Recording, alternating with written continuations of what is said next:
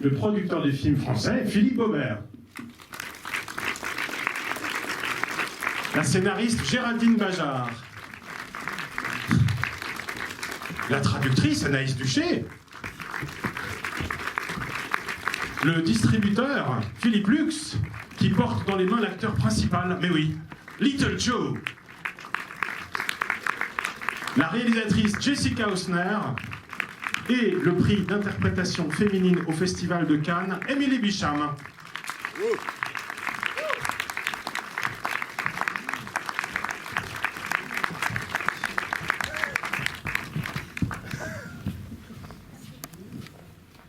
Bonsoir. Jessica a décidé de relever un défi qui est de présenter le film en français. Je vais essayer. Bonsoir, merci d'être venu. Je suis heureuse de présenter le film ici à Montreuil. Vous verrez que c'est un film sur lequel on peut discuter pas mal. Alors, je suis curieuse d'entendre votre avis après le film. On va revenir pour un Q&A. À plus tard. C'est bien, c'est efficace. Emily, a few words in English. I hope you really enjoy our very extraordinary film. And see you on the other side. J'espère que vous allez aimer notre extraordinaire voyage et on se voit de l'autre côté. Et maintenant, on va faire un truc dingue. On va faire parler Philippe Gobert, qui est un truc que j'ai jamais réussi, en fait, je crois. Ouais, c'est le moment ou jamais. Vas-y, à toi. Donc c'est le quatrième film de Jessica, et c'est notre cinquième, pardon, et notre cinquième film en commun. On a commencé à travailler ensemble avec son film de fin d'études Interview, qui était à la Ciné Fondation à Cannes en 99, et que j'avais vu à Cannes. Et dans la sélection de la Ciné Fondation de cette année, c'est un film qui ressortait fortement par, en particulier, sa cinématographie. Jessica est restée fidèle à son chef opérateur, Martin Chart, ainsi qu'à moi-même, puisqu'on a travaillé ensemble à tous ces films. Et on travaille ensemble surtout pendant le développement et la post-production. Comme tu le sais, Stéphane, toi qui as fréquenté nos bureaux lorsque tu en avais encore le temps, on fait souvent des projections tests et donc ça c'est une partie très intéressante du travail que Jessica et moi faisons ensemble, c'est des allers-retours au montage. Peut-être une autre chose à dire pour introduire Géraldine un petit peu. On a travaillé ensemble aussi sur 3 films. C'était le film Lourdes, le film Amour fou et Little Joe. Et notre travail ensemble, pour moi, c'est aussi très important parce qu'on développe l'idée de tout le début. Et j'espère qu'on va continuer de faire ça pour longtemps. On est bien parti. Non, c'est vrai. Merci beaucoup à tous les 5, 6 avec Philippe. À tout à l'heure pour la rencontre. Merci.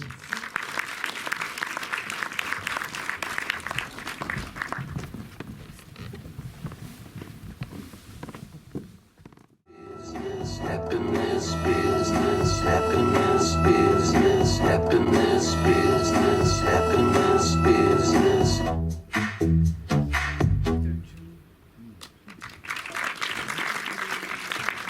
Géraldine Bajard, Émilie Bicham et Jessica Hausner, avec Anaïs Duché à la traduction.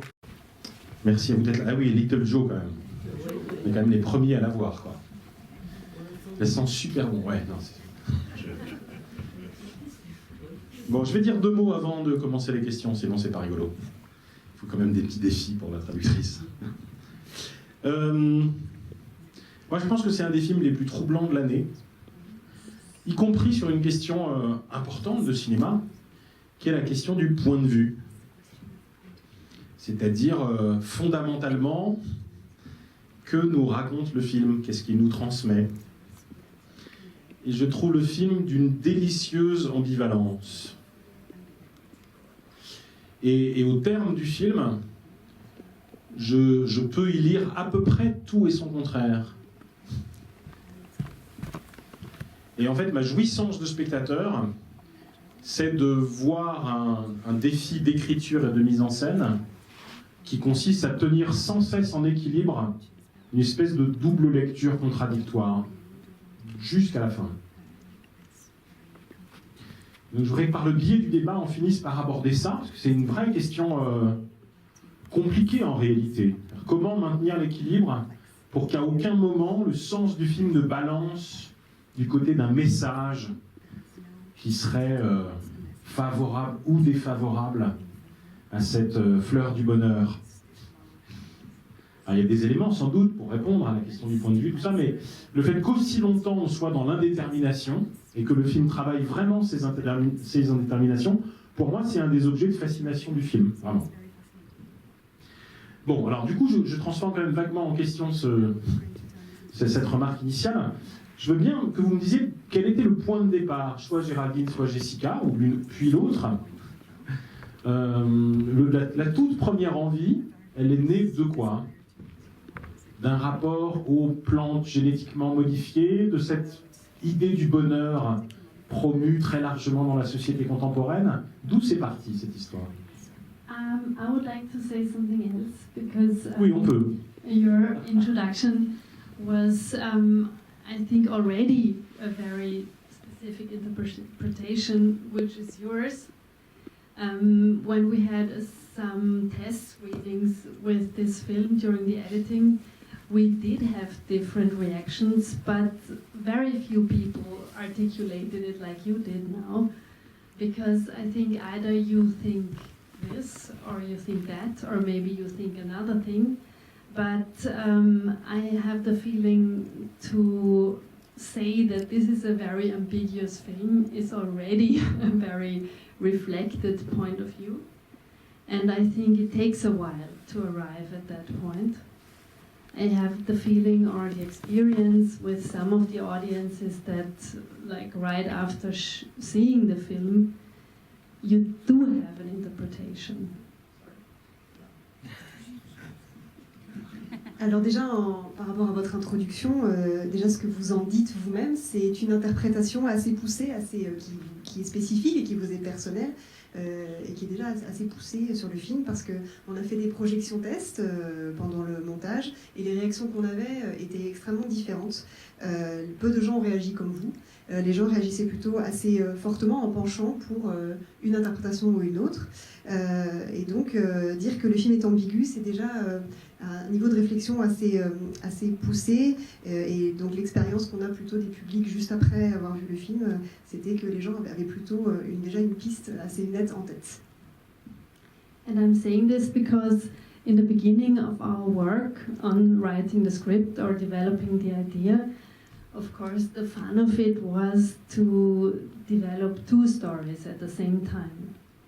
I don't think it was really the idea to develop an ambiguous story. The idea was to develop two stories or three.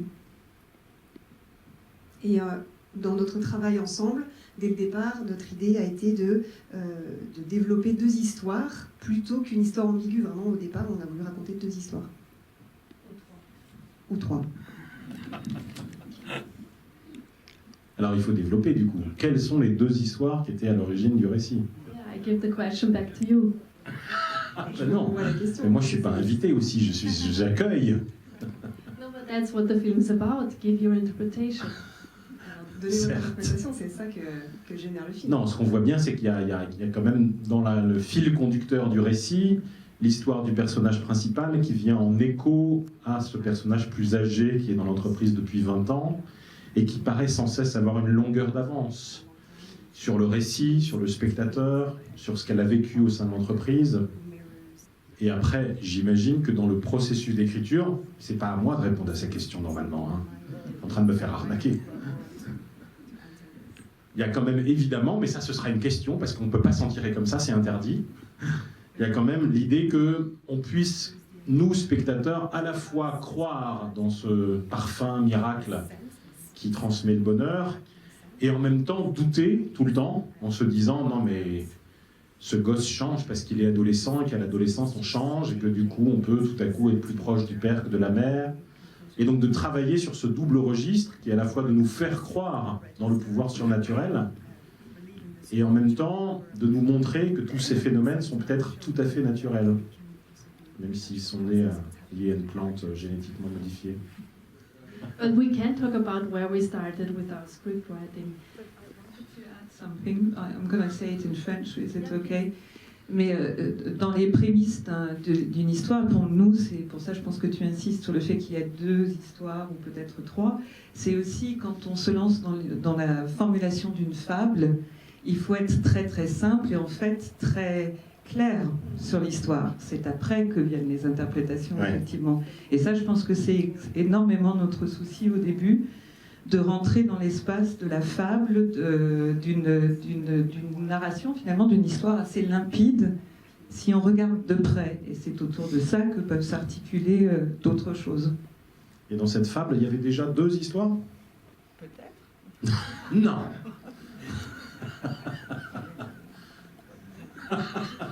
I don't know. I mean, you insist so much on that. No, maybe not. I think it's yeah. Is there a question maybe from this side? Alors moi, en ce qui me concerne, je n'ai pas vu, contrairement à monsieur, en fait, d'ambiguïté. Parce que très vite, dès le début, j'ai eu l'impression que le bonheur, soi-disant, qui était transmis, était complètement factice et perverti. Et donc, pour moi, il n'y avait pas d'ambiguïté du tout. Par contre, il y avait bel et bien une espèce de deuxième plan qui était une ironie permanente. Et puis peut-être aussi différents enjeux, comme pas seulement l'enjeu est-ce que la plante va gagner, ceci, cela, mais par exemple quelque chose qui parle des rapports humains et de la communication, avec tous les faux semblants et puis les limites aussi de la communication, du langage, etc. Des choses comme ça. Et même les limites de la logique pour aborder certains problèmes. Mais l'ambiguïté dont tu parles là, c'est l'essence même du fantastique. C'est même un code. Tu prends par exemple l'histoire dans le cinéma, mais aussi partout. Tu prends l'histoire de Edgar Poe, un type tue sa femme, il la jette jette le cadavre dans la cave, et comme le chat passait par là, il tue le chat aussi, et hop, et il mure tout ça. Et voilà que le mur prend la forme d'une tête de chat. Alors la limpidité, l'explication rationnelle, c'est que le salpêtre a pris n'importe quelle forme, et que par hasard, ça donnait une tête de chat. Mais il y a une autre explication, c'est pourquoi, justement, il y a un chat derrière, etc. Là, la limpidité, ce qui est rationnel, c'est que justement, oui, le fils, à un moment, il a un petit peu de pulsion sexuelle, mais c'est normal, il a 12 ans, bon, ou 13 ans, je ne sais plus. Bon, le chien, il a atteint par la sénilité. La dame, la collaboratrice, elle a souffert d'une grave dépression. Voilà, et ça continue toujours comme ça. Il y a toujours les 2 réalités. Il y a toujours ce qui est explicable, rationnel, hein, l'air est pur, la route est large, tout va bien. Et puis de temps en temps, voilà qu'il y a quelque chose qui est absolument inexplicable. Et tout le problème, c'est de trouver la mesure entre les deux. Et ce qui est bon, c'est que justement, jusqu'au bout, la fameuse ambiguïté subsistera. Parce que par exemple, à la fin, pourquoi ce collègue-là, qui est amoureux d'elle, et puis qui lui a dit dès le départ qu'il la respectait, voilà qu'il assomme. Alors il y a quelque chose qui ne va pas là. Hein, le petit aussi. Bon, pourquoi il frappe sa mère d'un seul coup? Donc je prends les choses, mais tout le long il y a ça. Et tout le problème, c'est le dosage entre les deux. Et c'est ça qui fait que ce film est un très bon film fantastique, parce que ça vient par derrière, ça prend au plexus, et à un moment, on ne sait jamais. Mais un chapeau pour ceux qui ont imaginé l'histoire. Thank you very much. I do agree that this is what most of the interesting films do. They create a sort of ambiguity, because I think it's what we experience every day. It is not so easy to to find the headline for all the things that happen. And what I'm trying to do with my films is in general to open up that space for interpretation. That is what I find interesting. Je suis d'accord avec vous dans le sens où pour moi, tous les films intéressants sont des films qui ont une ambiguïté en eux, et parce que pour moi, ça reflète notre expérience quotidienne de la vie. Dans la vie, on n'a pas des panneaux explicatifs pour tout ce qu'on vit, et moi, j'aime ouvrir cet espace. Maybe there's another thing that is that I would like to know from you, because you're a French audience and I'm Austrian. I live in a German-speaking world, which is Austria and Germany. And in these countries, motherhood is still a very conservative image in the heads of most people. So in our countries, mothers are supposed to love their child more than anything else. So this is also part of the film that I made, to have a female character. But Emily Beecham is Alice, and this female character is able to love her child and to love her work, which is something that very often only men are supposed to do. So I'm trying to say that a woman is as well able to love her job as well and love her child. Is this something that was interesting to you as well? Alors moi, ce que j'aimerais savoir de la part d'un public français, qui peut-être a une vision qui pourrait ressembler ou pas, vous allez me dire, au monde germanophone dans lequel moi je vis, c'est que la maternité conserve une image assez conservatrice dans les mentalités. Et une mère est censée aimer son enfant plus que tout. Et moi, voilà, ce que j'ai voulu notamment raconter dans ce film, ce qu'on a voulu raconter dans ce film, c'est donc avoir un personnage féminin qui est capable d'aimer énormément à la fois son enfant et son travail. Et peut-être que encore dans certaines sociétés, seuls les hommes sont censés aimer leur travail à ce point. Et moi, je voulais montrer qu'une femme aussi le peut. Et est-ce que c'est est-ce que c'est un aspect du film qui vous a semblé intéressant? C'est là aussi qu'on voit déjà toute l'ambiguïté. C'est que Joe, qui est son fils, est aussi son travail dans le Little Joe. Et cette ambiguïté, elle démarre là. Et sans cesse, vous n'arrêtez pas de tricoter entre le travail et le rapport à la maternité. Et d'une certaine manière, Little Joe va lui servir d'objet transitionnel pour se séparer de son fils qui va repartir avec son père. But in the very end of the film, I'm asking this because this was really also in the work with Geraldine. It was something that we thought about a lot, and also then when during the shooting with Emily, it was also again a new discussion, because in the very end, when Alice she lets go of her son and she decides to stay with her plant. And in my head, this was always meant to be a sort of happy end. And I experienced now that a lot of audience think it's a sad end. What do you think? Alors oui, mais ça c'est seulement à la fin que ça se déroule, et dans mon travail avec Géraldine à l'écriture, et puis ensuite aussi sur le tournage avec Émilie, on a beaucoup discuté de ce sujet. Et quand à la fin, Alice se sépare de son fils pour finalement rester avec sa fleur, pour moi c'est une fin heureuse, mais j'ai remarqué que la façon dont le public souvent y réagit, c'est de dire qu'en fait c'est une fin triste. Alors qu'est-ce que vous en pensez?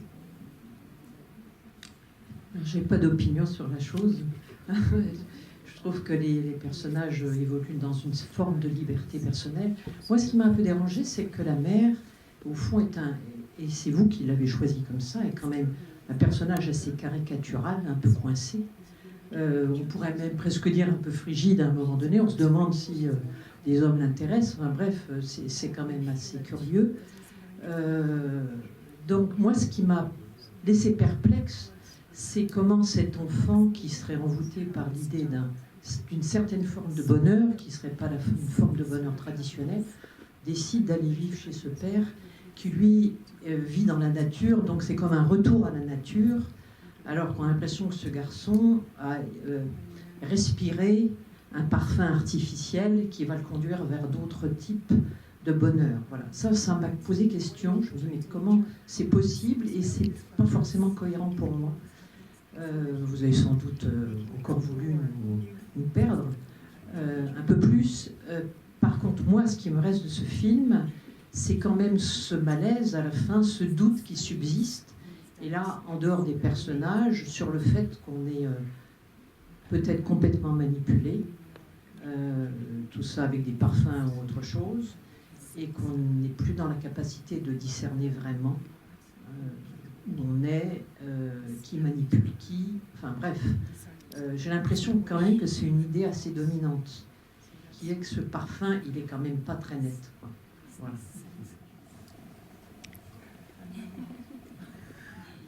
Bonsoir, et merci pour votre film, j'ai bien aimé. Effectivement, moi, ce que je trouve intéressant, c'est tout le long du film, il y a cette un peu ambivalence entre deux lectures. Moi, j'ai plutôt balancé vers la lecture un peu fantastique, donc un film presque même apocalyptique, un peu de fin de l'humanité.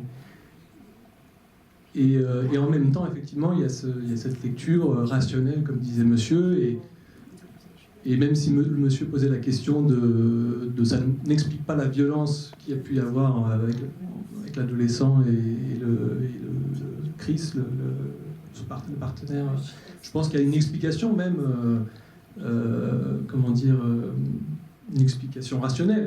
Voilà, l'un est un adolescent avec des émotions qui changent et l'autre est amoureux et il ne fait que se faire rejeter et peut-être il l'empêche. Enfin voilà, la question que je voulais vous poser, c'était... Moi j'ai plutôt en tout cas ressenti la lecture fantastique du film, même si à la fin je vois bien qu'effectivement il y a ce jeu entre ces deux tensions. Mais est-ce que moi je vois dans votre film une critique un peu de la psychiatrie et des psychotropes et aussi de la fascination pour le bonheur, aussi un peu pour le bien-être, comme un objectif à atteindre absolument. It's the other way around. It's I believe in psychiatry, but not in happiness. Okay. Moi, je crois vraiment beaucoup à la psychiatrie, mais pas autant au bonheur. D'accord. Ok. D'accord. Okay. Non, très bien. Quand vous dites que c'est un happy end, quand elle abandonne un peu son fils, moi je pense que le vrai happy end, ça aurait été qu'elle reste avec son fils, enfin en dehors de toutes les histoires de plantes et de phéromones, ça aurait été qu'elle reste avec son fils et qu'elle s'autorise en même temps à avoir un bonheur à côté, comme avec le personnage de Ben Whishaw. Parce que là en fait, elle est avec son fils et elle ne s'autorise pas de rencontrer un nouvel amour ou d'être heureuse, on dirait. À un moment, elle dit oui, j'ai déjà mon fils, donc j'ai pas besoin d'avoir de relation. Et sinon, au niveau des interprétations, moi, ça me fait penser un peu à, je sais pas, comme les smartphones, où on est heureux sur nos smartphones, mais on est vraiment que centré dessus et coupé de l'extérieur, on se coupe de l'extérieur, et ça nous rend heureux en restant dessus. Donc un peu comme la fleur, on est concentré dessus jusqu'à tard dans la nuit. Voilà. Et après, il y a aussi un peu, je me voyais en voyant passer les productions Autriche, Allemagne, Grande-Bretagne, France. Est-ce qu'avec le Brexit, ce film serait toujours possible?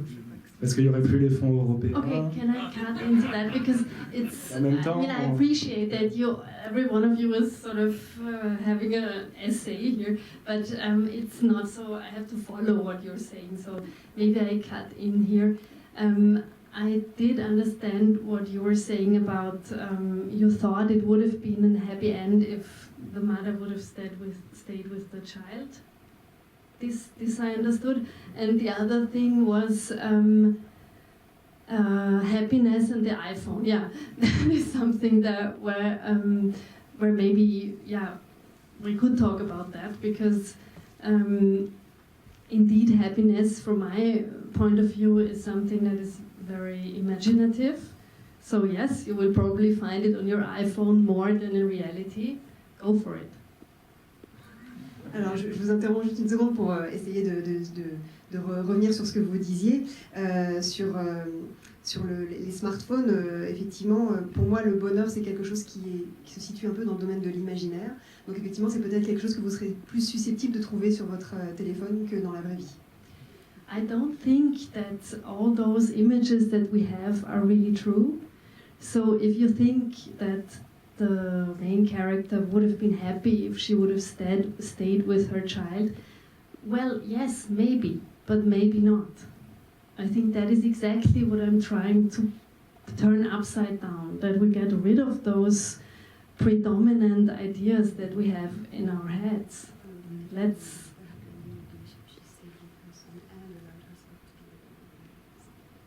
it's even worse. And stay with a man. Why would that make anyone happy? C'est elle s'autoriser à être heureuse.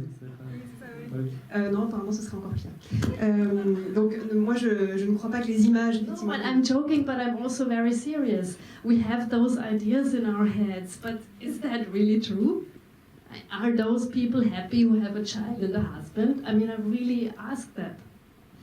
Effectivement, je ne crois pas forcément à la véracité des images qu'on nous balance toute la journée, donc effectivement, pourquoi pas, c'est quelque chose d'assez imaginaire, le bonheur. Et après, pour revenir sur ce que vous disiez sur le personnage d'Alice, est-ce qu'elle vraiment elle serait plus heureuse en restant avec son fils, alors d'abord éventuellement seule, mais même avec un mari, est-ce que forcément ces images qu'on a, ces clichés qu'on a est-ce qu'on est forcément plus heureux avec un enfant et un mari? Peut-être qu'on peut aussi... I remember we made a film together, Lourdes, and we had a similar line in one of the dialogues.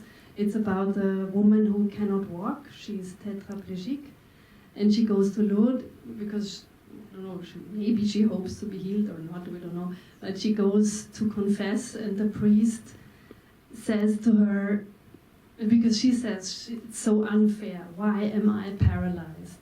Why me and not that other person over there? And then the priest says, but do you think that someone who can walk is because of that happier?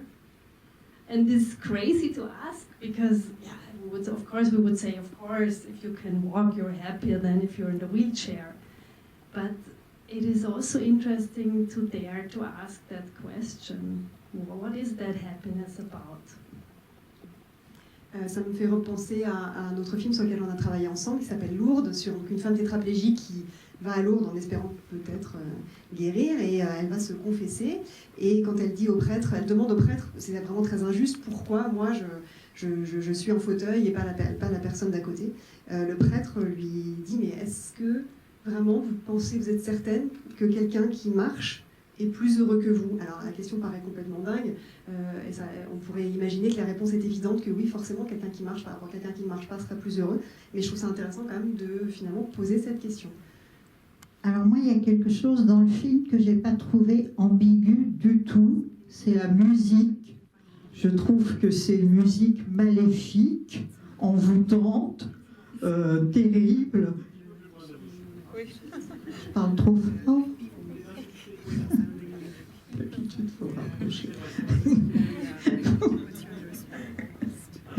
Donc je voudrais que vous me disiez un mot sur cette musique, parce qu'à chaque fois qu'un personnage rentre dans la serre et que les fleurs commencent à s'ouvrir, il y a cette espèce de crissement absolument insupportable. Et même pas que dans la serre, je crois, à chaque fois que la fleur s'ouvre. Donc finalement, c'est une fleur maléfique. I like the music. Moi, je l'aime bien, la musique. No, but I can say more about the music. So, what I like to do is to choose a music that is a character of its own. So it's not a music that necessarily supports the film, as we see here from your reaction. It's a music that can also be annoying. It's also sometimes embarrassing. I totally agree. About that sound, that very high sound in the very beginning, that's interesting. Some people's ears hate that sound. Others don't mind at all, but it's only a detail.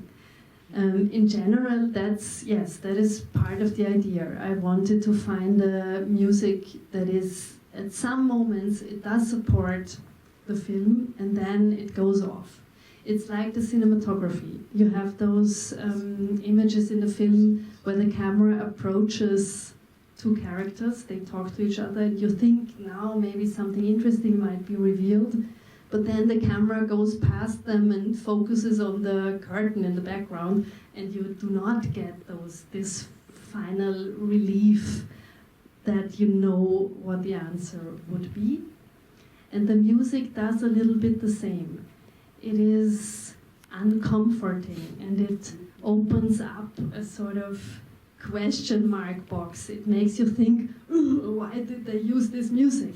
And this is exactly what I'm trying to do, to make you sort of be a little bit awake during the screening.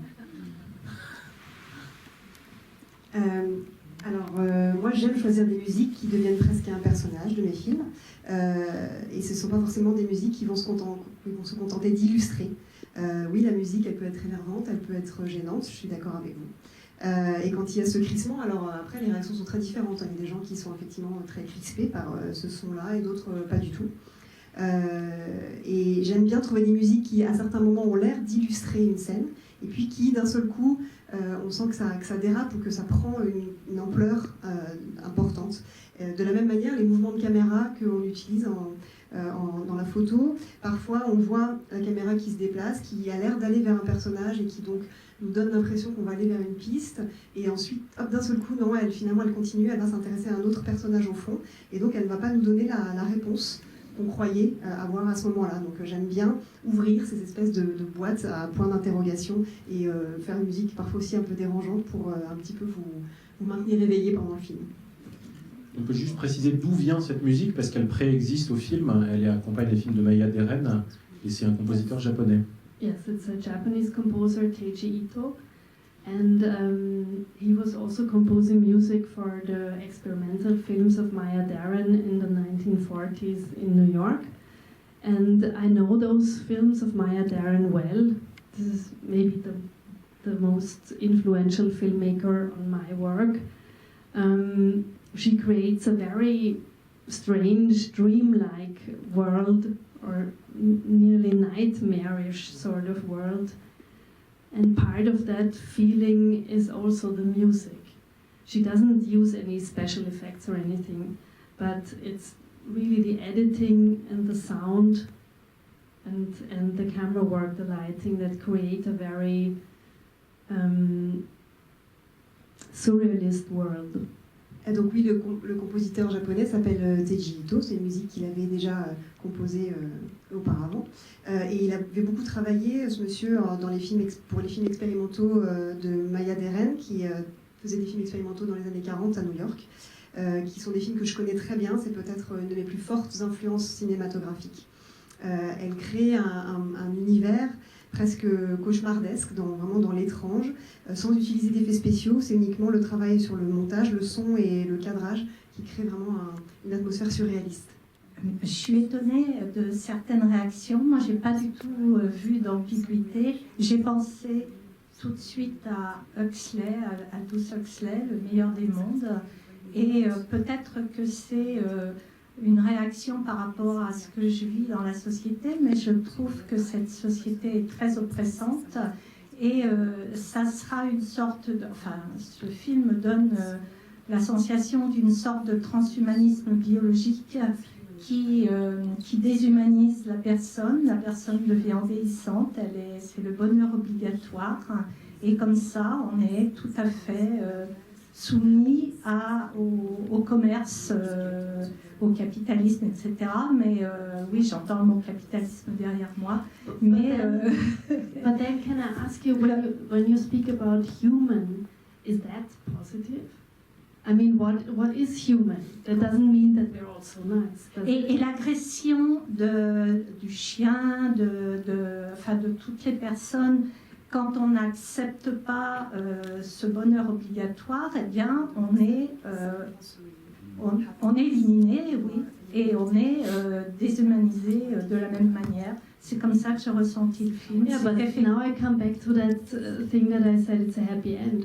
So maybe it's better for all of us to be dehumanized. Because as humans, what do? We kill each other. Alors oui, la première partie de la question, c'était quand vous parlez d'être humain, d'humanité, est-ce que pour vous c'est une bonne chose ou pas, quelque chose de positif? Parce que finalement, là, est-ce qu'on ne peut pas se poser la question de savoir de se dire, est-ce que c'est pas mieux d'être déshumanisé? Parce que font les êtres humains? Finalement, ils s'entretuent. Oui, on est déshumanisé, on est obéissant à une idée unique. Moi, je trouve que c'est pas du tout le monde dont je rêve, en tout cas. It's our world. C'est notre monde. Alors moi, sur la question du bonheur, je me suis pas trop posé la question parce que j'ai surtout eu l'impression qu'elle développait une drogue. Et je me suis posé la question de son éthique par rapport à ça. Et du coup, je me suis demandé aussi, j'ai vu au générique que vous remerciez quelques professeurs ou scientifiques, j'imagine, et je voulais savoir quelle a été leur place dans l'écriture de votre film, parce que des fois, j'ai l'impression que les protocoles, ils sont quand même assez approximatifs.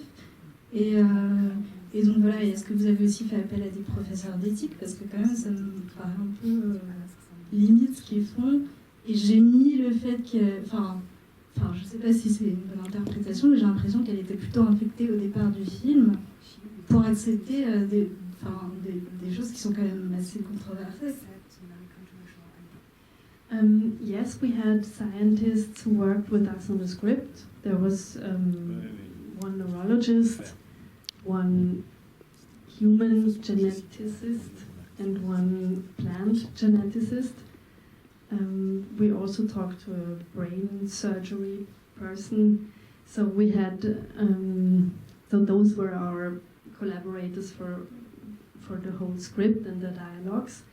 But in the whole preparation, we were talking to many more scientists to really find out what could be not a plausible, but a possible theory on how a plant could invade a human being. Alors oui, on a travaillé assez étroitement avec des experts à l'écriture sur le scénario, donc avec un neurologue, un phytogénéticien et un généticien, et puis un neurochirurgien, alors c'est peut-être des femmes dans le lot, je ne saurais pas dire, et on a collaboré sur toute l'écriture. Et même avant cela, en pré-production, on a parlé à différents experts pour éventuellement savoir si, non pas qu'il soit plausible, mais possible de mener ce genre d'expérience de manipulation sur le cerveau humain à partir de plantes. So those scientists came up with the idea that it could be a plant virus that has mutated, and this is not very likely, but it is possible. Donc une des théories qu'on voulait leur faire dont on voulait leur faire parler, c'était peut-être un virus qui aurait muté, qui pourrait d'un seul coup contaminer l'humain. Et ils ont répondu que c'était peu plausible, mais que c'était possible. Yeah, well, it's not that they answered, they came up with that idea. Ils nous ont donné l'idée que ça pourrait être un virus dans une plante qui pourrait muter. Et donc c'est eux qui nous ont proposé cette idée tout en disant qu'elle était peu plausible, mais que ce serait peut-être possible. Viruses are sometimes used for gene transfer. So this is a scenario that sort of makes your fantasy work. Comme les virus sont parfois utilisés dans les transferts de gènes, c'est quelque chose qui peut effectivement nourrir l'imagination. Comment vous vous êtes retrouvé dans ce film? Est-ce que vous avez fait un casting tout à fait traditionnel? Et qu'est-ce qui vous a intéressé, vous, dans le scénario de Jessica et Géraldine? No, it wasn't very traditional. I worked with the Bureau, which is an English and French production company, before on another film. And, and also Geraldine had seen me in another movie, which the Bureau had produced. So she had suggested me, and also one of the producers, Bertrand Fèvre, he contacted me and said that there was a role and that Jessica Housen was directing, and I'd seen Lords before, and knew she was a brilliant filmmaker. And then he sent me the script and said that Ben Whishaw was attached already and Kerry Fox, and so I went in to meet Jessica and talk to her, and we discussed the character a lot, and we read the scenes, and she directed me, and she showed me the prototype, she showed me the idea, she showed me the plan and the design, and just discussed the film really. And then a couple of days later she offered me the role, so wasn't that unusual, but yeah. When we and what attracted me? Yeah, that was what else you asked, wasn't it? Well, it was Jessica's such an unusual a filmmaker, so, and it was just she's a really interesting protagonist to play. I mean, no, you were interesting too, but Alice is also an interesting protagonist to play. I remember when we met to rehearse one of the scenes, what really impressed me a lot was that you were able to play that scientist in a very charming way. So I liked you, although I had the feeling that in the film you will be a character that is maybe also controversial. And I think that was a very, a deep fundament for the role. Alors, donc, non, ça n'a pas été tout à fait classique la façon dont je suis arrivée sur le projet. C'est par la société de production Le Bureau, qui est donc franco-britannique. J'avais travaillé avec eux sur un film précédent, et puis Géraldine m'avait vue dans un précédent film qui était produit par cette société. Donc le producteur m'a contacté pour me parler du film, et j'avais vu le film Lourdes de Jessica auparavant. Et quand j'ai lu le scénario, je savais que déjà Ben Whishaw et Kerry Fox avaient accepté de travailler, d'être dans le film. Donc on s'est rencontrés avec Jessica, on a beaucoup discuté, on a lu ensemble, elle m'a dirigé, on a lu ensemble des morceaux du scénario, elle m'a montré la plante. Et donc quelques jours après, elle m'a appelé pour me proposer le rôle. Et c'était donc à la fois c'est une réalisatrice que je trouve très intéressante, et le personnage qu'elle me proposait était très atypique. Voilà. Et puis sur l'anecdote, quand on a répété, donc Jessica dit qu'elle était épatée par la façon dont Émilie pouvait jouer la scientifique d'une manière extrêmement charmante, alors que son personnage allait devenir aussi un personnage très controversé. Donc je trouvais que cette démarche avait une profondeur déjà très intéressante pour le rôle. J'ai trouvé que dans votre film, il y avait quelques scènes assez drôles, malgré le ton tragique. Et je me demandais si elles étaient intentionnelles, et si oui, si elles vous ont sauté aux yeux à la lecture du scénario, ou si c'est quelque chose qui est venu après, pendant le tournage avec les acteurs. Yes, it was on purpose. Thank goodness. And yes, it was something that I try to find in the very beginning. When I meet an actor or an actress, I try to find out if I can find that quality of humor. And that was exactly that scene that we tried. It was the very first scene when Alice explains the plant, which is not a funny scene. But at the same time, I was wondering if we could feel this eagerness of Alice's character and still be able to, as I said before, like her.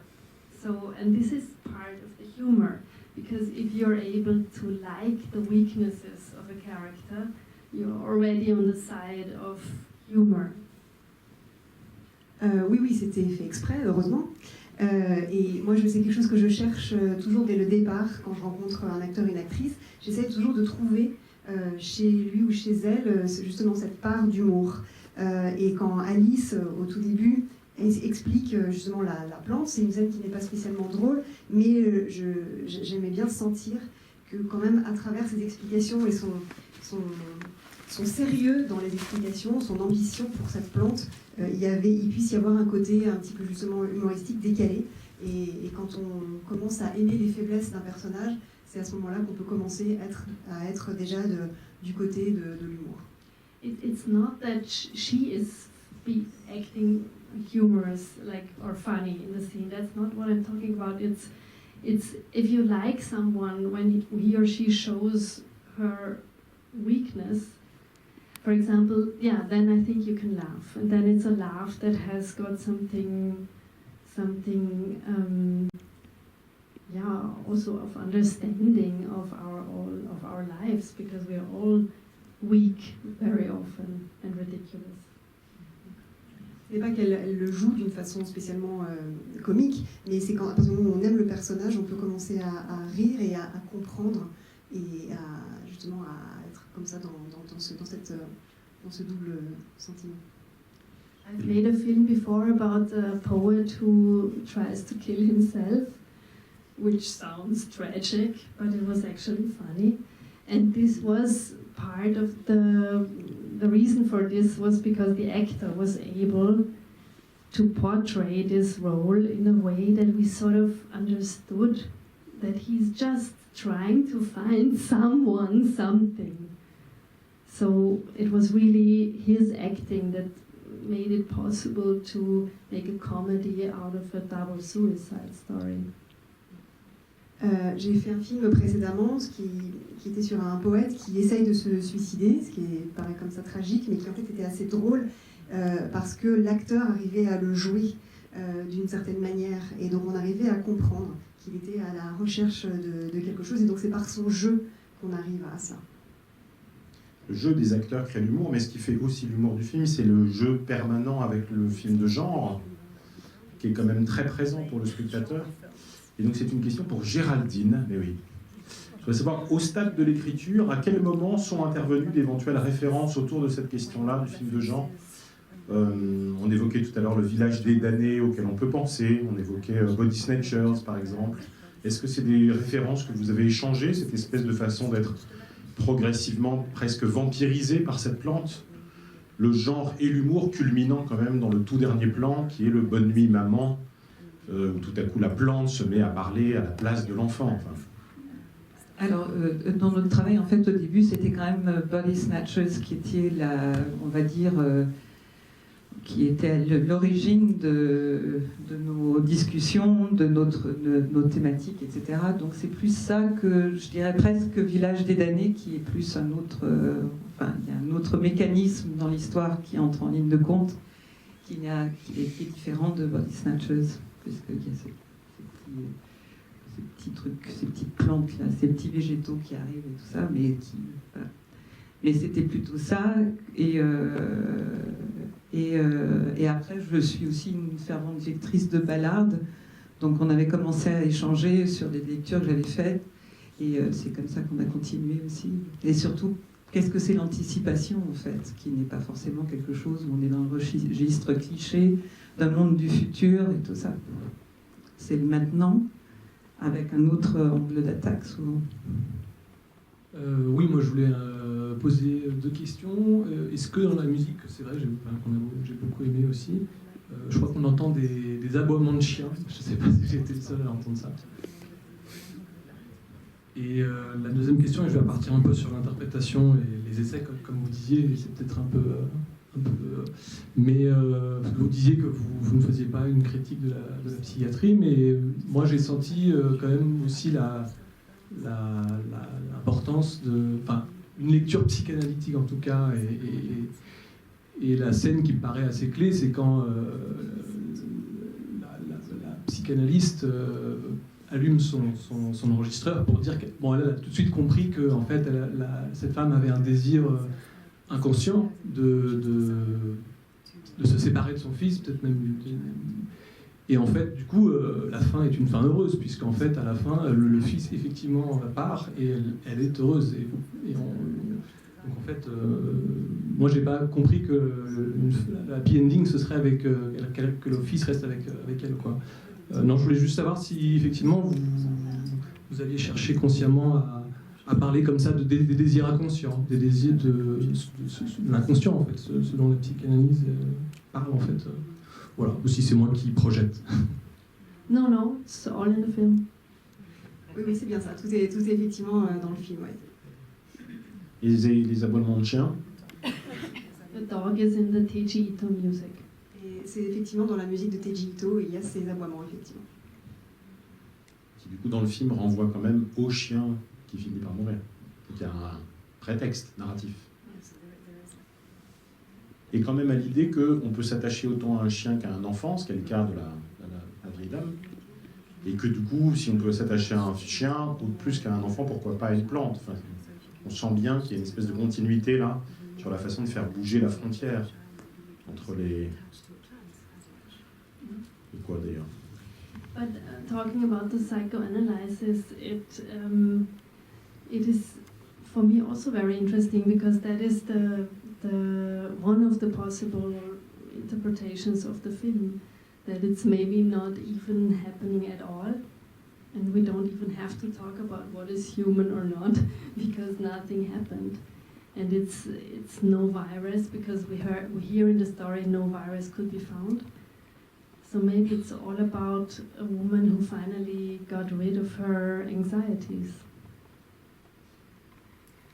Oui, l'aspect psychanalytique m'intéresse beaucoup dans le film. Pour moi, c'est une des interprétations du film.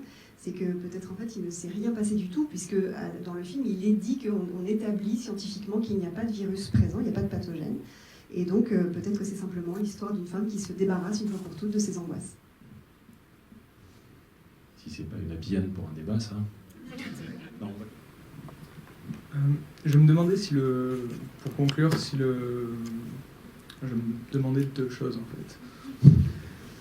La première, c'est si vous vous étiez un peu inspiré des films de zombies, parce que le mot est lâché à un moment. On parle de zombies, on parle de virus, on parle d'infection. Donc je me demandais, dans la mesure où Ken Loach a sorti un film de zombies, par exemple, il n'y a pas si longtemps, et c'était assez inattendu, je me demandais... pardon, Jim Jarmusch, excusez-moi. J'ai mal compris le film de Ken Loach. L'ubérisation peut être une zombification aussi. Parce qu'il y a l'affiche de Ken Loach à l'entrée. Jim Jarmusch a sorti un film de zombies. That would be interesting if Ken Loach made a zombie film. C'est vrai. Yeah, that would be great. Well, Geraldine already said, yes, we talked about Invasion of the Body Snatchers a lot, so this is a film that did give us inspiration. I don't know who of you know this film. It's about people who change, but they don't really change. So this is the first 20 minutes of the film. You have those wonderfully comical scenes where someone says, oh, you have to meet Uncle Ira because Uncle Ira is not himself anymore. He has been changed. And then we all meet Uncle Ira and he's a perfectly normal uncle. You don't see anything strange about him. And then the film goes on, and of course after a certain time you find out that seed pods from outer space have come onto Earth and they build humans who replace other humans. So this is the boring part. I really like the first part of those films because this is very philosophical. It's what we all experience all the time, that we think we know someone and then we don't. And mostly it's the people who we think we know best that surprise us. Voilà, comme Géraldine l'a dit, oui, on a parlé de ce film, Body Snatchers, sur l'invasion des profanateurs de sépultures, et où on voit des gens qui changent mais pas vraiment. Et donc moi j'aime beaucoup les 20 premières minutes du film, donc, où ces scènes qui sont assez comiques, où on vient vous dire venez rencontrer l'oncle un tel, il a beaucoup changé, et en fait on arrive et en fait non, pas du tout. Sur le coup on n'a pas l'impression que ces gens ont changé, et c'est dans la deuxième partie du film qu'on se rend compte que oui, il y a eu des gens qui sont arrivés de l'espace, etc. Moi ce qui m'intéresse le plus là-dedans, c'est la première partie du film, c'est cette étrangeté de quand on croit connaître quelqu'un, finalement on se rend compte que peut-être on ne le connaît pas si bien, et parfois ce sont les personnes qu'on croit connaître le mieux qui nous surprennent le plus. Et ma deuxième question, c'est une comparaison a été faite avec Le meilleur des mondes, que je trouvais très juste, parce que c'est vrai que ça évoque un peu ce pollen. Yeah. Oui, pardon. I'm not such a fan of that story, but if I would have ever pitched a new remake of Invasion of the Body Snatchers to Warner Brothers, I would have offered them a happy end. My happy end would be, yes, everyone is changed in the end, and it's fine. D'accord. Alors moi je suis pas très fan de cette histoire de Le meilleur des mondes, mais moi si j'avais dû pitcher un remake de La Maison des profanateurs de sépulture à la Warner par exemple, j'aurais parlé d'une fin heureuse en disant oui, c'est une fin heureuse, les gens changent et c'est très bien. Moi je préfère votre fin, c'est lequel? Merci. J'en pose quand même une petite dernière parce qu'on n'a pas tant que ça par les mises en scène, donc je veux bien juste glisser une question. L'une des particularités du film, c'est comme d'habitude dans vos films précédents, une extraordinaire rigueur dans la composition des plans, dans le choix des couleurs. Vous dites en particulier que les couleurs avaient pour objectif de travailler la question du conte de fées, et on voit bien qu'il y a quelque chose dans le rouge, dans le rose un peu acidulé, dans le vert, où tout à coup vous avez déréalisé l'espace. Et par ailleurs, dans les mouvements de caméra, il y a quelque chose de très ample et de très affirmé, notamment dans les travelling latéraux sur les plantes, par exemple, qui sont un des effets de rime du film, mais aussi dans les travelling avant sur les personnages. Je pense par exemple à la discussion des deux femmes où tout à coup le travelling continue trop loin et finissent par sortir du cadre. Comment est-ce que vous travaillez et à quel moment vous travaillez sur la mise en scène? Je dis ça parce que j'ai lu que vous faisiez des storyboards.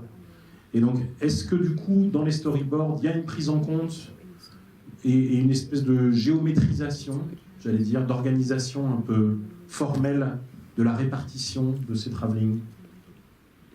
The storyboarding is one very important part of my filmmaking. It's a lot about rhythm.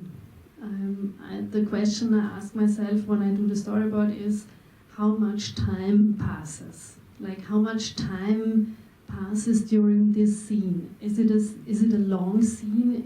Is it like they talk and then there is a long traveling shot with music, or is there not? Or is it a fast editing? So it's a lot about rhythm. It's a sort of composing work, more or less. Do I compose a classical piece of music or a punk song? So there are different rhythms within the film, and this is what storyboarding is mostly about. Oui, c'est très important pour moi cette phase de storyboard en termes de rythme, du rythme que je veux imprimer. Je me pose toujours la question quand je dessine comme ça la scène, combien de temps est-ce qu'il se passe pendant cette scène? Est-ce que ces personnages qui parlent, ils vont parler pendant très longtemps? Est-ce qu'on va vraiment rester sur eux très longtemps? Ou au contraire, est-ce que je vais couper un peu court? Et donc c'est comme un travail de composition. Pour chaque scène, je me demande si je vais plutôt composer un morceau long de musique classique ou une chanson punk. Donc c'est vraiment une question de rythme. And the other aesthetic question is the look. Here, my sister, the costume designer, has a very strong input. She comes up with images in the beginning of the making of the film. And for Little Joe, I remember she was showing me a picture, I think it was from a Vogue magazine, and there was a model on it, and she had red hair with a mushroom haircut. And yeah, I don't know how you say that, Pilzkopf. And she was wearing a pink blouse, and we took that photo and we immediately loved it. So this was the beginning of the whole aesthetics of the film. I already knew Emily at that moment, and I think we then decided to have that strange haircut for Alice in the film. Alors oui, c'est ma sœur qui est chef décoratrice sur mes films, et donc elle me propose souvent des choses, des idées, des esthétiques, et là c'était des images qu'elle avait trouvées dans un magazine Vogue, et c'était une mannequin qui avait des cheveux très roux avec cette coupe au bol comme ça, et qui portait une chemise rose. Et on a tout de suite adoré ce look et on a décidé vraiment tout de suite, c'était le point de départ de l'esthétique du film. À ce moment-là, je connaissais déjà Émilie, donc j'ai tout de suite su que voilà, elle allait être comme ça dans le film. Et on va laisser la conclusion à Émilie. Moi, je veux bien savoir comment travaille Jessica, parce qu'elle est quand même très pince sans rire, et dans la vie, et dans ses films. Du coup, je voudrais savoir si l'ambiance est très sérieuse, si elle répète beaucoup, qu'est-ce qui l'amène à avoir à la fois cette rigueur très forte, et puis en même temps cette petite ironie potentiellement destructrice. Jessica is very detailed and she's very precise and she knows what she wants. So I think generally what would we do about it? Well, it would depend. Often about sometimes 20 takes, and it was but she was she was very fun to work with.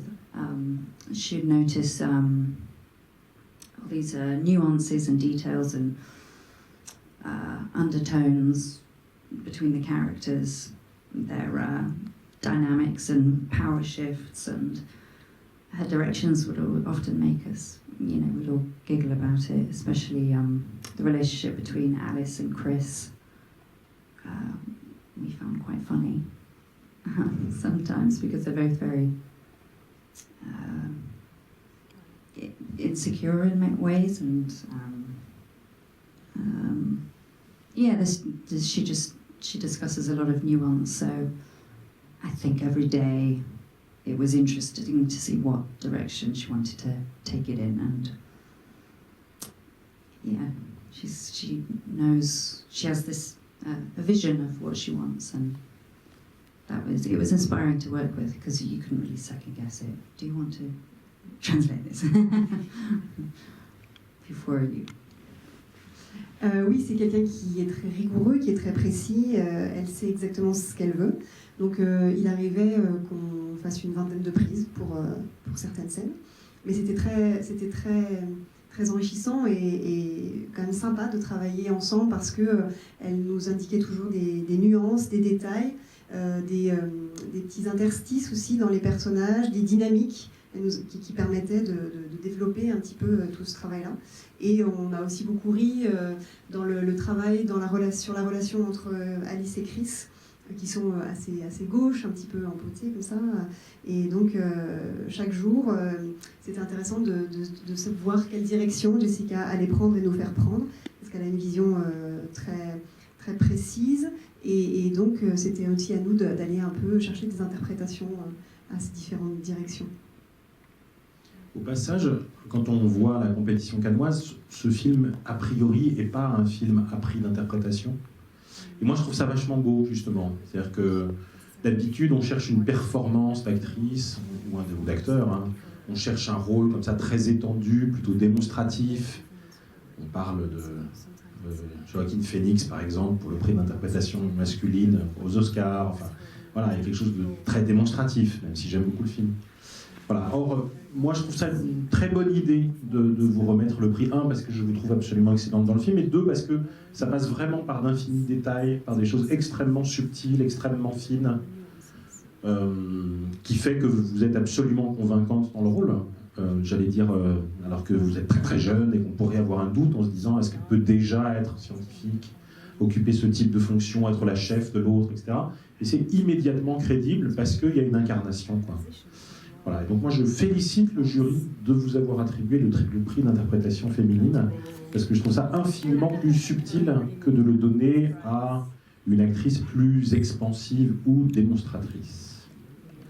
Sur ce, merci beaucoup à toutes les quatre et merci à Philippe pour Maxime.